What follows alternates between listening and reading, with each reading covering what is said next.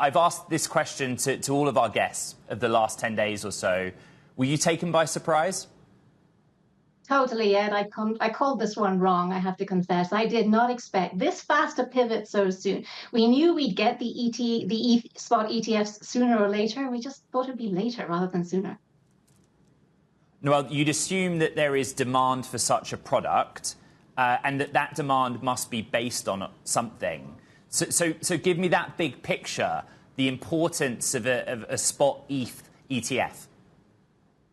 I'm going to push back on that slightly, Ed, and my personal view is that we're not going to get a lot of demand for this product. It's not a good product, bottom line. It's great news for the industry in that it increases awareness and it brings in institutional funds that cannot invest in anything that is not listed on a regulated exchange. But as for, is this a good product? It's not going to be distributing staking rewards, which means that anyone investing in this product is foregoing roughly a 4% yield. For many, that's a convenience fee, but for professional investors, that's a hefty cost to have to justify to your clients.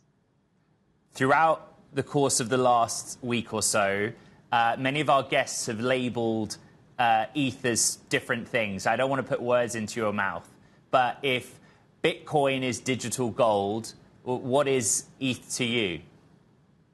Many things to many people, as all crypto assets are, but to sum it up, ETH is digital oil. And that's another reason why the spot ETF is not a great product. Bitcoin is a store of value. It's many other things as well, but for many, it's a store of value. So it's sort of made to be parked and forgotten about. It's an ideal asset for an ETF, whereas ETH was created to be used. It's created to be used in staking contracts. It's created to be used in DeFi applications. It's not created to be parked and forgotten about. And this is another of the disadvantages of this particular product. But you did highlight the main big advantage there, and that is in the narrative. That is in getting more people interested in the crypto ecosystem and aware that there are many different narratives in play. It's not just one bucket to put all of the understanding in.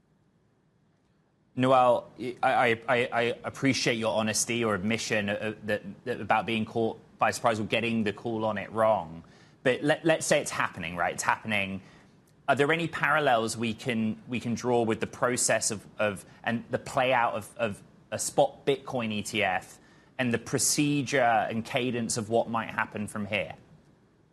That's an excellent question. And truthfully, Ed, it's one that we're all asking. No one knows the timing on this. With Bitcoin, it was boom, boom, and launch because it was expected. It was flagged. We were all ready for it. Whereas ETH caught everyone off guard. And I do think it actually also caught the SEC off guard. And they're still scrambling to approve the S1s. We don't know when that's going to be. Many are saying, your analysts are saying, and they do have an insight into that. They're saying that it could be during the summer. Hopefully, it could be pushed back, though, if the SEC wants to stonewall this. But then again, if I were them, I just want to get this out there. Let's move on.